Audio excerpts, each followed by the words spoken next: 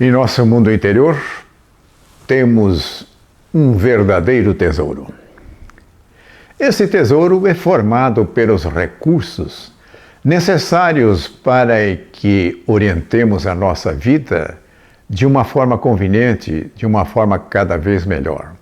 Podemos identificar aí paz interior, bem-estar, determinação, perseverança, criatividade, paciência e tantos outros recursos. Sempre que precisarmos movimentar um recurso do nosso mundo interior, nós aí vamos encontrar. Esses recursos formam aquilo que nós chamamos da nossa essência divina. Nós recebemos esse tesouro de Deus quando Ele nos criou. E através das experiências que nós vamos realizando ao longo da vida, temos a possibilidade de manifestar esses recursos, esses tesouros, enfim, as nossas virtudes, as nossas potencialidades. Para ilustrar, quero considerar agora uma experiência que peço que você acompanhe mentalmente. Estamos numa praia, o dia está muito bonito, o céu está azul, algumas gaivotas voam, uma nuvem aqui, outra ali, o sol toca-nos de uma forma muito agradável, um vento também nos envolve, e descalços nós caminhamos pela areia, sentindo a textura da areia. E as ondas chegam uma depois de outra, trazendo um som agradável quando se despejam na areia. Tudo isso é capaz de fazer com que tenhamos uma sensação de bem-estar ampliada, que nós sintamos muita paz, muita tranquilidade. Note que nós não estamos na praia, nós estamos acompanhando a descrição daquilo que seria um passeio na praia. É certo que se estivéssemos de fato na praia, talvez essas sensações interiores seriam ainda mais plenas. Mas de qualquer forma, basta que nós criemos em nossa mente, ou ainda que nos recordemos de experiências anteriores, para que tenhamos acesso a esse recurso. Dessa forma fica muito claro que a paz, a tranquilidade, a serenidade não está nas ondas, não está na praia, não está em outras situações agradáveis em que nós possamos estar envolvidos. Este recurso está dentro de nós. E é suficiente que nós nos recordemos ou que nós criemos um cenário dessa forma e esse recurso se manifesta na sua plenitude, trazendo-nos esta condição muito agradável. Quero agora apresentar uma outra experiência que vai ser importante para nós examinarmos um recurso muito importante que nós temos. A experiência diz respeito ao seguinte: imagine agora de posse de um limão Tahiti, verde, bonito, em suas mãos. E com uma faca você vai cortar esse limão Tahiti em duas metades. Vai pegar uma delas e vai começar a dar umas lambidas, vai passar em sua língua. Quem sabe esprema um pouquinho para que haja um suco e com isso vai aprofundar ainda mais a sua experiência. Não demora muito, eu acredito que já esteja acontecendo, em que a saliva vai ocupando o espaço de sua boca, vai se intensificando.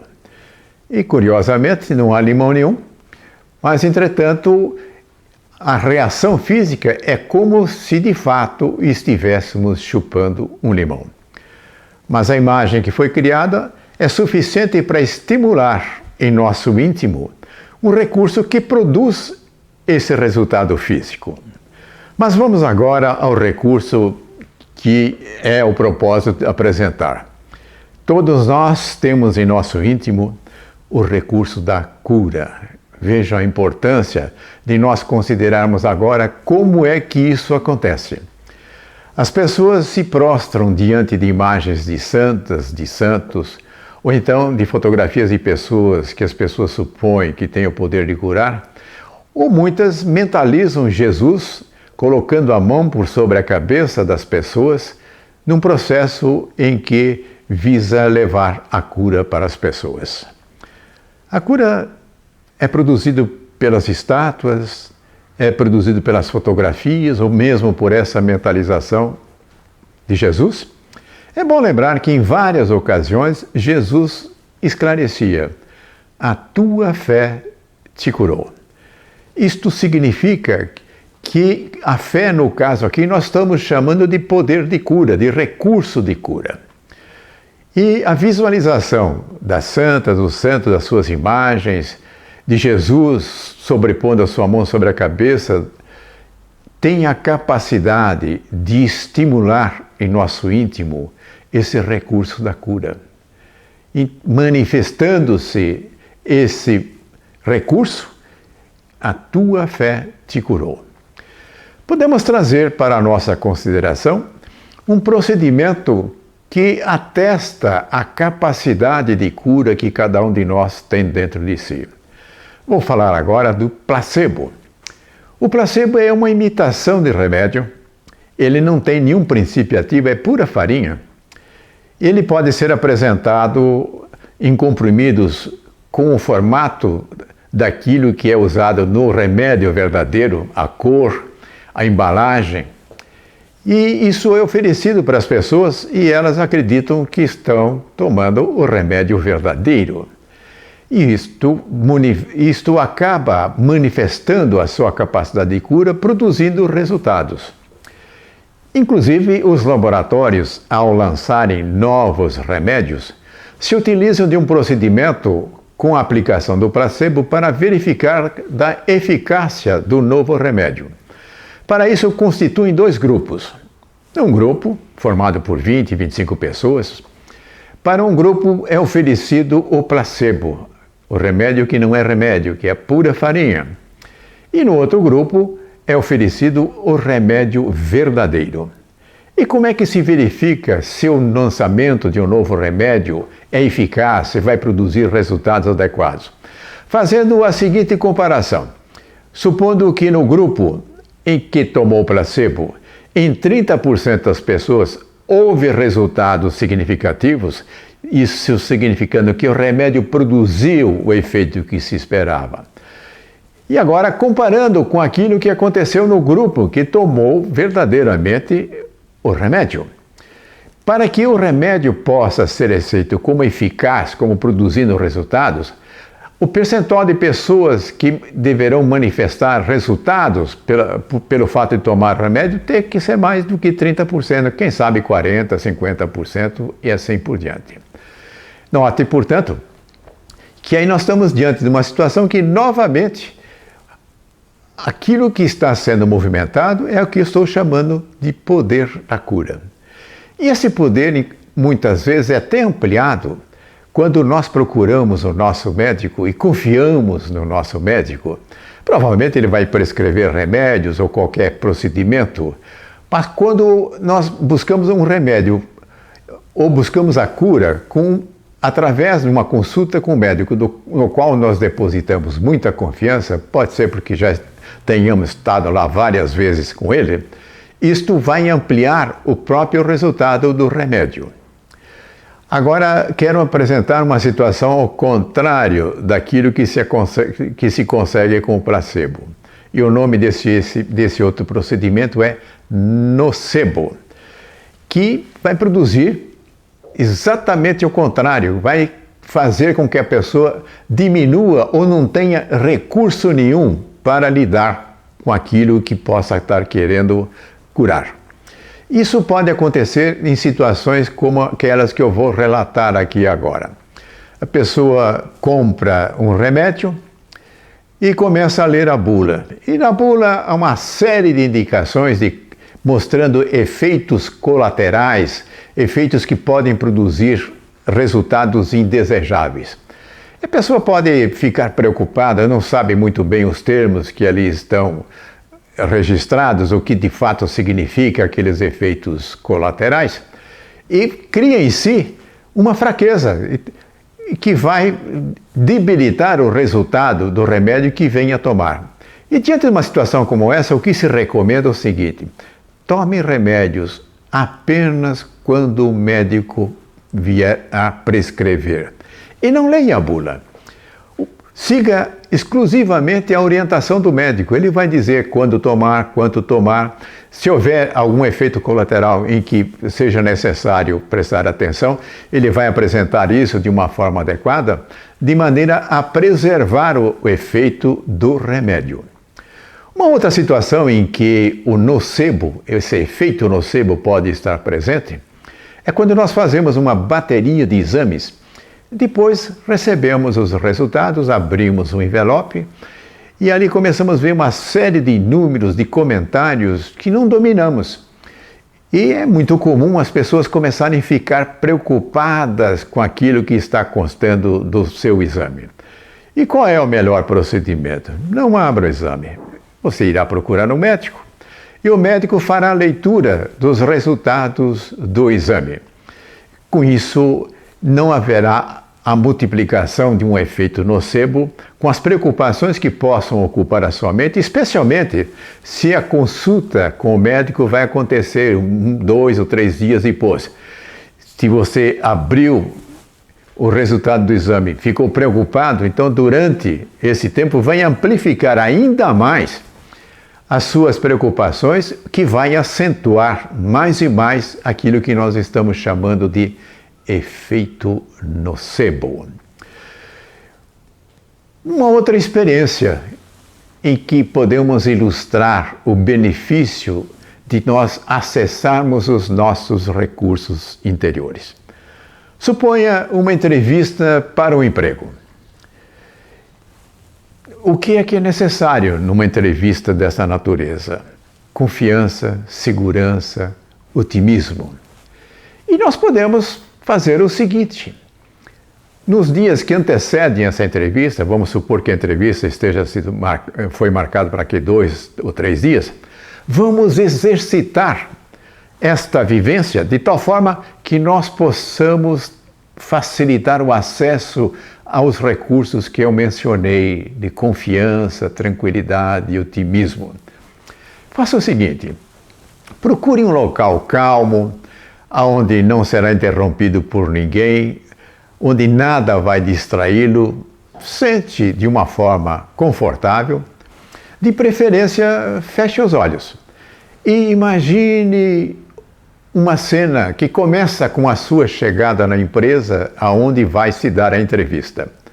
Dirige-se à recepção, ali você já chegou com alguma antecedência, sem que haja, portanto, nada que o preocupou, e podendo estar totalmente tranquilo na execução dos procedimentos que se seguirão. Atendido na recepção, você é orientado para ir para a sala de espera. E lá senta tranquilamente e aguarda que haja uma convocação para a entrevista.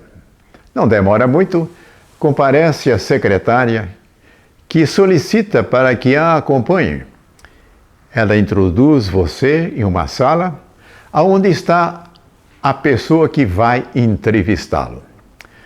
A pessoa indica o local para você sentar-se, pede para que apresente o seu currículo este que você preparou com muito cuidado, com muita competência, de uma forma sucinta, não tem mais do que 2 páginas, e ali estão contidas as informações pessoais, está indicado claramente qual é o cargo ao qual se candidata, o histórico da sua formação escolar, dos seus empregos, podendo estar ali relacionado inclusive ao emprego atual, uma relação de trabalhos importantes que tenha realizado ou que tenha participado, que foi de certa forma significativo na sua carreira profissional, qualificando-o cada vez mais dentro do seu campo de atividade.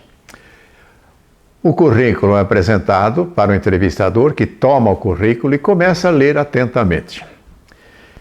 E logo você começa a perceber alguns sinais de que as informações contidas no seu currículo estão agradando. Para alguns sinais fisionômicos, a forma como a pessoa está segurando o seu currículo. termina de fazer a leitura e faz perguntas para complementar aquelas informações que estavam contidas no seu currículo. A cada pergunta formulada, você responde com segurança, com tranquilidade e percebe que os mesmos sinais de aprovação que aconteciam enquanto o entrevistador lia o seu currículo está acontecendo agora. A conversa agora começa a ser conduzida pelo entrevistador em temas que não estão diretamente ligados ou nada ligados ao objeto da entrevista. Ele acomoda-se confortavelmente na sua cadeira. Isto, de certa forma, faz com que você procure também estar na forma a mais cômoda possível e a conversa rola tranquilamente e sossegadamente. Em um determinado momento, o entrevistador lhe diz o seguinte: as suas informações são muito boas, você está inteiramente qualificado para o cargo pretendido. Quero comunicar que você será admitido. E para isso, venha aqui amanhã com os documentos necessários, faça o seu registro e nessa oportunidade já será apresentado para os seus novos colegas o local em que você irá trabalhar. Esse exercício, havendo o tempo, deverá ser feito mais vezes, isso vai intensificar o acesso a esses recursos. Mas não faça um atrás do outro. Se você tiver um dia disponível, faça na parte inicial do dia, depois no final do dia ou à noite, faça outro. E sempre que houver esse espaço necessário, repita isso. E ao chegar o dia da entrevista, então procure chegar com antecedência para não estar esbaforido, para não estar preocupado com o tempo. E aí vai acontecer a rotina efetiva. Alguém vai lhe recepcionar, vai lhe conduzir até um local em que vai aguardar com que a entrevista aconteça. E ao penetrar na sala do entrevistador, nesse momento procure sentir a sua capacidade de recursos que foi treinada. Sentir-se confiante, tranquilo e com muito otimismo. E procure, nesse exato momento, lembrar daquela imagem que lhe foi comunicado que você será admitido. Aí, a entrevista vai transcorrer da forma que o entrevistador conduzir. Nessa altura, poderíamos perguntar, mas isto vai assegurar que a contratação se dará? De forma nenhuma, não é possível assegurar isso. Porém, quando nós comparecemos a situações como essa, de posse de recursos, que no caso aí foram até treinados, aumentem muito a capacidade de nós sermos bem-sucedidos. Quero agora destacar o seguinte: da mesma forma em que nós temos esses recursos que preenchem a capacidade de nós bem vivermos, nós também temos em nosso mundo interior situações que podem nos enfraquecer, que podem nos colocar em condições desvantajosas diante de determinadas coisas que nós queremos realizar. E aí observe o seguinte: se há algo que pretende concretizar e começa a vir à sua mente imagens de que não será bem sucedido, isso pode estar associado à lembrança de alguma coisa similar que aconteceu no passado, ou simplesmente está permitindo que seja invadido pela dúvida, por essas condições negativas, faça o seguinte: elimine essa imagem e coloque no seu lugar uma imagem de que será bem sucedido. Havendo também a possibilidade, faça o treinamento para que consiga os recursos que serão necessários para que aquilo que pretenda realizar possa acontecer. Note, portanto, de que esse nosso mundo interior tem recursos que nos fortalecem, mas também há coisas que possam nos trazer fraqueza. Eu mencionei no caso da cura, o contrário da cura, aquilo que acontece com o nocebo, enquanto que o placebo trabalha em nosso favor. E no caso Daquilo que eu ilustrei para a realização de uma entrevista, as pessoas conseguem, portanto, acessar recursos poderosos. E sempre que for fazer alguma coisa e for assaltado por essas imagens de fracasso, de que não será bem sucedido, elimine isso.